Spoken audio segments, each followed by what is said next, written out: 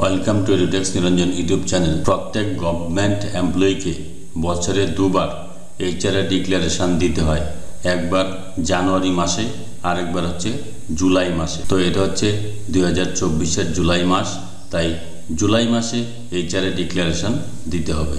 তো HRA declaration অনলাইনে কিভাবে দিবেন সেটা নিয়ে আগেও আমার ভিডিও রয়েছে। তো আমি জুলাই মাসে 2024-এ কিভাবে অনলাইনে এইচআরএ ডিক্লারেশন দেবেন সেটা নিয়ে ডিটেলস আলোচনা করছি। তো প্রথমে আপনি চলে যাবেন গুগলে গিয়ে wbifms.gov.in লিখে সার্চ করবেন, এই পেজটা ওপেন হয়ে যাবে। এই সার্ভিসেস ফর এমপ্লয়িজে দেখুন সাইন ইন অপশন রয়েছে। সাইন ইন অপশনে ক্লিক করার পর এখানে এইচআরএমএস আইডি দিতে হবে, এখানে পাসওয়ার্ডটা দিবেন, দিয়ে এখানে লগ ইন অপশনে ক্লিক করার পর আপনি চলে যাবেন বা দিকে দেখুন অনেকগুলো মেনু রয়েছে, সেখানে মাই অ্যাপ্লিকেশন অপশনে ক্লিক করবেন। মাই অ্যাপ্লিকেশন অপশনে ক্লিক করে নিচের দিকে চলে আসবেন। নিচের দিকে চলে আসার পর দেখুন এমপ্লয়ি এইচআরএ ডিক্লারেশন, এই যে অপশনটা এটাতে ক্লিক করবেন। এটাতে আমি ক্লিক করলাম, এমপ্লয়ি এইচআরএ ডিক্লারেশনে ক্লিক করলাম। ক্লিক করার পর এরকম পেজ ওপেন হয়ে যাবে। এখানে একটা কথা মনে রাখবেন, ম্যারিটাল স্ট্যাটাসটা আপনারা চেক করে নেবেন। যারা বিবাহিত তাদের ক্ষেত্রে কিন্তু ম্যারিটাল স্ট্যাটাস মেরিট থাকবে, আর যারা বিবাহিত নয় তাদের ক্ষেত্রে সিঙ্গেল থাকবে। এবার অনেকের ক্ষেত্রেই দেখা গেছে তারা বিবাহিত কিন্তু তাদের ক্ষেত্রে এখানে সিঙ্গেল রয়েছে। তো তারা কি করবেন, তারা হচ্ছে ম্যারেজ রেজিস্ট্রেশন সার্টিফিকেট নিয়ে আপনার যে অফিস রয়েছে অফিসে একটা প্রেয়ার দেবেন আপনার ম্যারিটাল স্ট্যাটাসটাকে মেরিট করার জন্য। তাহলে আপনারটা অফিস থেকে মেরিট করে দিলে ম্যারিটাল স্ট্যাটাসটা মেরিট হয়ে যাবে।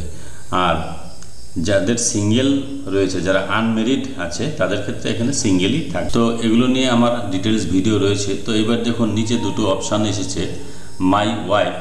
এখানে দুটো অপশানের মধ্যে একটা সিলেক্ট করতে হবে। My wife husband is not in service, অর্থাৎ কারো স্বামী বা স্ত্রী যদি সার্ভিস না করে, চাকুরি না করে, সরকারের অধীনে বা কোনো রাজ্য সরকার বা গভর্নমেন্ট অফ ইন্ডিয়ার অধীনে চাকরি না করে, তাহলে এখানে সিলেক্ট করবেন। অর্থাৎ যাদের হাজব্যান্ড বা ওয়াইফ বিজনেস করেন, সার্ভিস করেন না, বিজনেস বা অন্য কোনো কাজ করেন, তাহলে তারা এই অপশানটা সিলেক্ট করবেন। তারপরের অপশানটা দেখুন, my wife or husband is in service.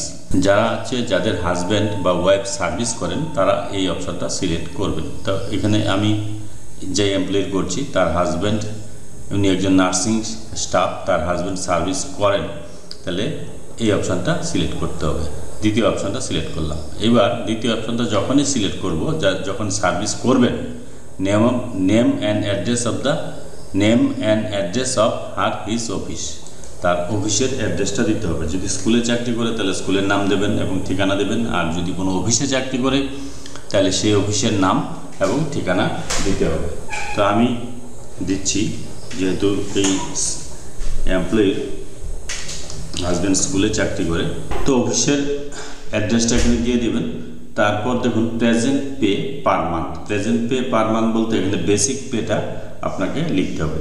তো আপনারা জানেন জুলাই মাসে একটা ইনক্রিমেন্ট হয়, সেই ইনক্রিমেন্ট হওয়ার পরে যে বেসিক পেটা হবে সেই বেসিক পেটা এখানে আপনাকে টাইপ করতে হবে।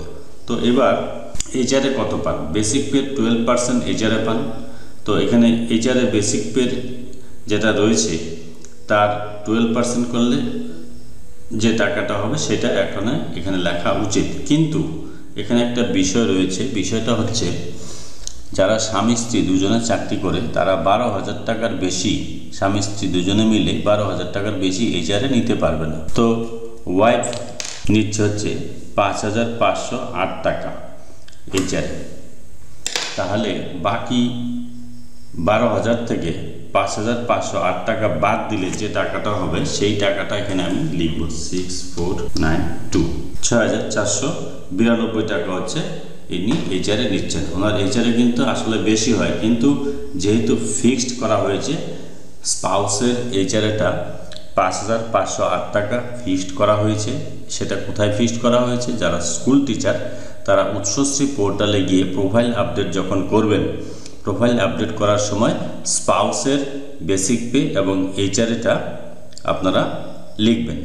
তো স্পাউসের বেসিক পে যেটা আসবে জুলাই মাসে ইনক্রিমেন্ট হওয়ার পর সেটাই লিখবেন, কিন্তু স্পাউস ড্রন করতে হবে সেটা কিন্তু আপনার উচ্চশ্রী পোর্টালে গিয়ে আপডেট করতে হবে। এটা হচ্ছে স্কুল টিচারদের ক্ষেত্রে।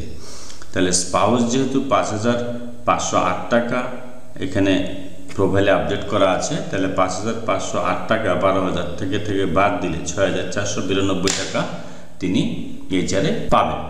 তো এটা আমি ঠিক করে দিলাম, এটা আমি ট্যাগ করে দিলাম। এবার house rent paid rental value of building, এখানে কিছু লিখতে পারেন, এটা না লিখলে আপনার 0 করে দেবেন।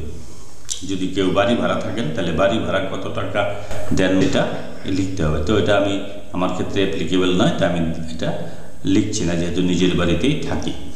তারপর এখানে 7 ফরওয়ার্ড অপশানে ক্লিক করব। 7 ফরওয়ার্ড অপশানে ক্লিক করলাম, করার পর দেখুন request has been successfully forwarded to DDO, ডিডিওর কাছে ফরওয়ার্ডেড হয়ে গেছে। এবার আপনার এখান থেকে কী করতে হবে, অ্যাপিপি রিপোর্ট পিডিএফ এটাতে ক্লিক করব। ক্লিক করার পর এই রিপোর্টটা ডাউনলোড হয়ে যাবে। এবার এটা কিন্তু এই যে রিপোর্টটা ডাউনলোড যখনই হয়ে যাবে, এটা দেখুন this is system generated report does not require any signature, এটা কোনো সিগনেচারের প্রয়োজন নেই। যদিও অনলাইনে যেহেতু এটা করেছি, তো এটা অফিসে জমা দেওয়ার কোনো বিষয় নেই, তবু অনেক অফিস থেকে বলে এটা জমা দেওয়ার জন্য। সেই ক্ষেত্রে আপনারা এটা অফিসে 1 কপি জমা দিয়ে দেবেন এবং রিসিপ্ট নিয়ে নেবেন। এইভাবে আপনারা যারা স্বামী স্ত্রী দুজনে চাকরি করে তাদের ক্ষেত্রে এইচআরএ ডিক্লারেশন দিতে পারেন। আর যাদের ক্ষেত্রে স্বামী স্ত্রী দুজনে চাকরি করলেও 12,000 টাকার বেশি হচ্ছে না, তারা